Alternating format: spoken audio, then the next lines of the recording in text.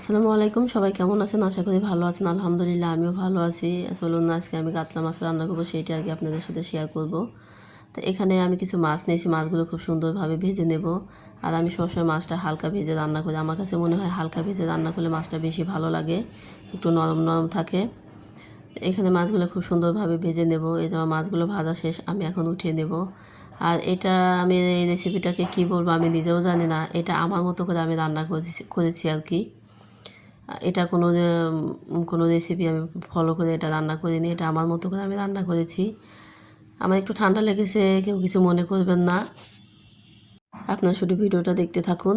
আর এখানে আমি কিছু পেঁয়াজ মরিচ নিয়ে আমি একটু তেল দিয়ে দিলাম, কারণ একটু তেলটা কম হয়ে গিয়েছিল।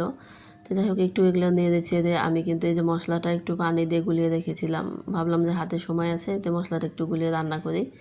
তো এই তো আমি মশলা সব কিছু দিয়ে আর সাথে একটু লবণ দিয়ে দেবো, দিয়ে আমি আরেকটু পরিমাণ পানি দেবো, দিয়ে মশলাটা খুব ভালোভাবে কষিয়ে নেব। আমি একটু ঢেকে দিয়ে দেবো আর কি, ঢেকে মশলাটা কষিয়ে নেব। আর এভাবে মাছটা রান্না করলে কিন্তু অনেক ভালো লাগে, যারা খান নাই তারা তো বুঝবেন না, একবার হলেও খেয়ে দেখতে পারেন। আর এটাকে যে মাছটা রান্না হবে একেবারে একটু শুকনা শুকনা, মানে এটা ভাজিও না, রান্নাও না বা ভুনাও না, এটা আপনারা রান্না করলেই বুঝতে পারবেন বা দেখলেই বুঝতে পারবেন। তো যাই হোক, এই যে আমার কিন্তু এই মাছটা কিন্তু কষানো শেষ, আমি একটু উল্টে পাল্টে মানে কষিয়ে নিলাম। আমি এখন পানি দিয়ে দেবো, একটু গরম পানি, 1 কাপ পরিমাণ পানি দেবো, বেশি পানি দেবো না, কারণ এখানে আমি কোনো ঝোল রাখবো না, জাস্ট মাছটা রান্না করার জন্য আর কি একটু পানি দেব। এই তো আমি ঢাকনা দিয়ে ঢেকে দিলাম, আর এইভাবেই উল্টে পাল্টে একটু পর পর ঢাকনাটা উঠিয়ে উল্টে পাল্টে আমি মাছটা রান্না করে নেব, কারণ যেহেতু মাছটা একটু শুকনো শুকনো রান্না হবে এই জন্য একটু বারবার উল্টে দিতে হবে। এই তো আমার রান্না প্রায় শেষের দিকে কিন্তু। এই যে দেখুন, আমার মাছটা কিন্তু অনেক সুন্দর হয়েছে দেখেন।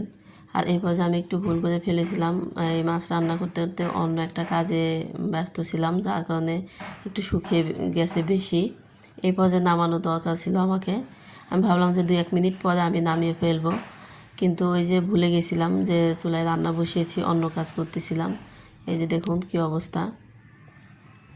তো যাই হোক, আপনারা রান্না করার সময় অবশ্যই একটু খেয়াল রাখবেন যাতে রান্নাটা খুব ভালোভাবে হয়। আমি চুলাটা বন্ধ করে দিয়ে কিছুক্ষণ পর আমি মাছটা এই যে নামিয়ে নেব, এখন আমি ফ্রিজে উঠিয়ে নেব। এই যে দেখুন, তবে রেসিপিটা আপনাদের কাছে কেমন লাগছে অবশ্যই কিন্তু জানাবেন। আর যদি ভালো লাগে বেশি বেশি করে শেয়ার করবেন। আর যদি বেশি ভালো লাগে অবশ্যই বাসায় একবার ট্রাই করে দেখবেন। সবাই ভালো থাকবেন, আর দেখা হবে পরবর্তী কোনো ভিডিওতে। আজকের মতো এই পর্যন্তই, সবাই আমার জন্য দোয়া করবেন। আসসালামু আলাইকুম।